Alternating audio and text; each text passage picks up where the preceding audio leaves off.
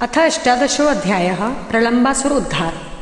श्री सुखदेव जी कहते हैं, परीक्षित, अब आनंदित स्वजन संबंधियों से घिरे हुए एवं उनके मुख से अपनी कीर्ति का गान सुनते हुए श्री कृष्ण ने गोकुल मंडित गोष्ठ में प्रवेश किया।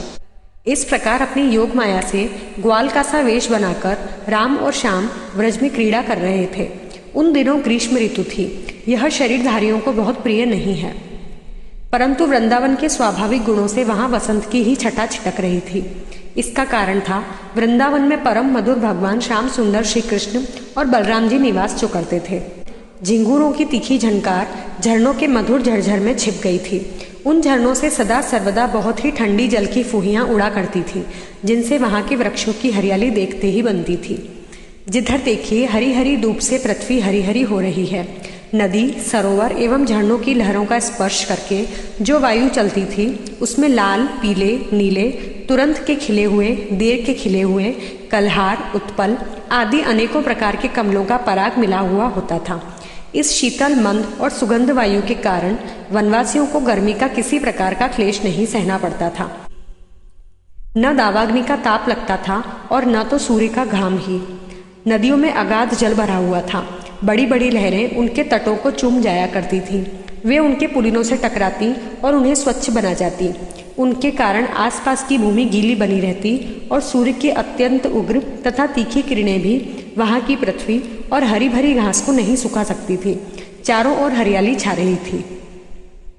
उस वन में वृक्षों की पात फूलों से लद रही थी। जहां देखिए वहीं से सुंदरता फूटी पड़ती थी। कहीं रंग बिरंगे पक्षी चहक रहे हैं तो कहीं तरह तरह के हिरण चौकड़ी भर रहे हैं। कहीं मोर कूक रहे हैं तो कहीं भंवरे गुंजार कर रहे हैं। कहीं कोयलें कुहक रही हैं तो कहीं सारस अलग ही अपना आलाप छेड़े हुए हैं।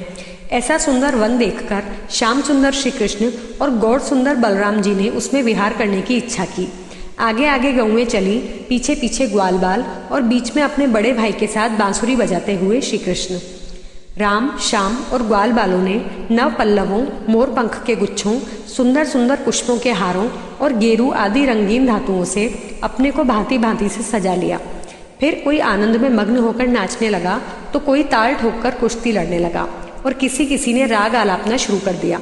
जिस समय श्री कृष्ण नाचने लगते उस समय कुछ ग्वाल बाल गाने लगते और कुछ बांसुरी तथा सींग बजाने लगते।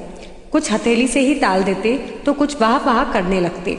परीक्षित, उस समय नट जैसे अपने नायक की प्रशंसा करते हैं, वैसे ही देवता लोग ग्वाल बालों का रूप धारण करके वहां आते और गोप जाति में जन्म देकर छिपे हुए बलराम और श्री कृष्ण की स्तुति करने लगते।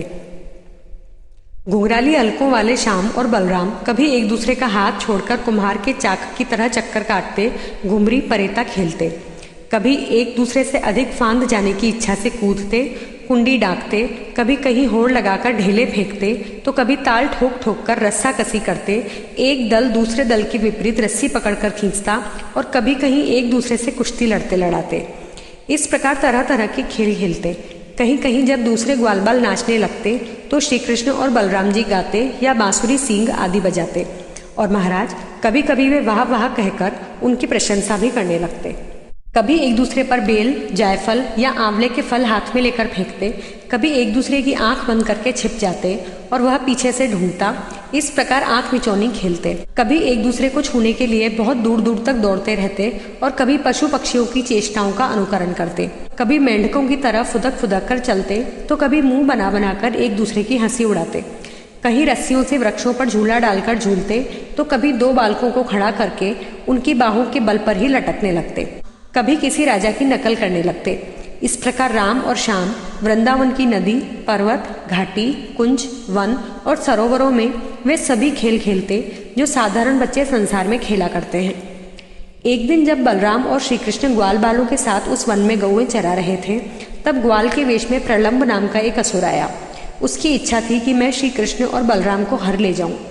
भगवान श्री कृष्ण सर्वज्ञ हैं, वे उसे देखते ही पहचान गए। फिर भी उन्होंने उसका मित्रता का प्रस्ताव स्वीकार कर लिया। वे मन ही मन यह सोच रहे थे कि किस युक्ति से इसका वध करना चाहिए। ग्वाल बालों में सबसे बड़े खिलाड़ी, खेलों के आचार्य श्री कृष्ण ही थे। उन्होंने सब ग्वाल बालों को बुलाकर कहा, मेरे प्यारे मित्रों, आज हम लोग अपने को उचित रीति से दो दलों में बांट लें और फिर आनंद से खेलें। उस खेल में ग्वाल बालों ने बलराम और श्री कृष्ण को नायक बनाया। कुछ श्री कृष्ण के साथी बन गए और कुछ बलराम के। फिर उन लोगों ने तरह तरह से ऐसे बहुत से खेल खेले जिसमें एक दल के लोग दूसरे दल के लोगों को अपनी पीठ पर चढ़ाकर एक निर्दिष्ट स्थान पर ले जाते थे। जीतने वाला दल चढ़ता था और हारने वाला दल ढोता था। इस प्रकार एक दूसरे की पीठ पर चढ़ते चढ़ाते श्री कृष्ण आदि ग्वाल बाल गौएं चराते हुए भांडीर नामक वट के पास पहुंच गए। परीक्षित, एक बार बलराम जी के दल वाले श्री दामा, वृषभ आदि ग्वाल बालों ने खेल में बाजी मार ली। तब श्री कृष्ण आदि उन्हें अपनी पीठ पर चढ़ाकर ढोने लगे।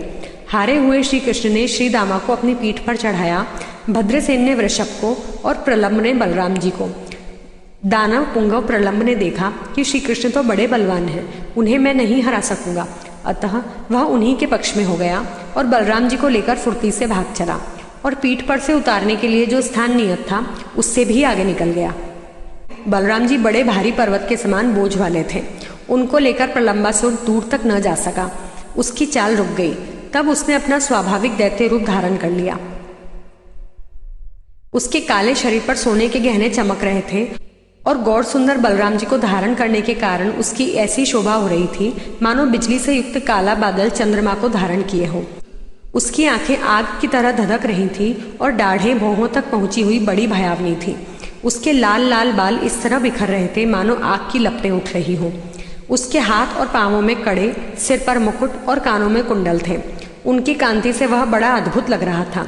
उस भयानक दैत्य को बड़े वेग से आकाश में जाते देख पहले तो बलराम जी कुछ घबरा से गए, परंतु दूसरे ही क्षण अपने स्वरूप की याद आते ही उनका भय जाता रहा। बलराम जी ने देखा कि जैसे चोर किसी का धन चुरा कर ले जाए, वैसे ही यह शत्रु मुझे चुराकर आकाश मार्ग से लिए जा रहा है। उस समय जैसे इंद्र ने पर्वतों पर वज्र चलाया था, वैसे ही उन्होंने क्रोध करके उसके सिर पर एक घूंसा कसकर जमाया। घूंसा लगना था कि उसका सिर चूर चूर हो गया। वह मुंह से खून उगलने लगा, चेतना जाती रही और बड़ा भयंकर शब्द करता हुआ इंद्र के द्वारा वृक्ष से मारे हुए पर्वत के समान वह उसी समय प्राणहीन होकर पृथ्वी पर गिर पड़ा। बलराम जी परम बलशाली थे। जब ग्वाल बालों ने देखा कि उन्होंने प्रलंबासुर को मार डाला, तब उनके आश्चर्य की सीमा न रही। वे बार बार वाह वाह करने लगे। ग्वाल बालों का चित्त प्रेम से विह्वल हो गया। वे उनके लिए शुभ कामनाओं की वर्षा करने लगे और मानो मरकर लौट आए हों इस भाव से आलिंगन करके प्रशंसा करने लगे। वस्तुतः बलराम जी इसके योग्य ही थे। प्रलंबासुर मूर्तिमान पाप था। उसकी मृत्यु से देवताओं को बड़ा सुख मिला। वे बलराम जी पर फूल बरसाने लगे और बहुत अच्छा किया, बहुत अच्छा किया, इस प्रकार कहकर उनकी प्रशंसा करने लगे। इति श्रीमद्भागवते महापुराणे पारमहंस्यां संहितायां दशम स्कंधे पूर्वार्धे प्रलंबवधो नाम 18 अध्यायः।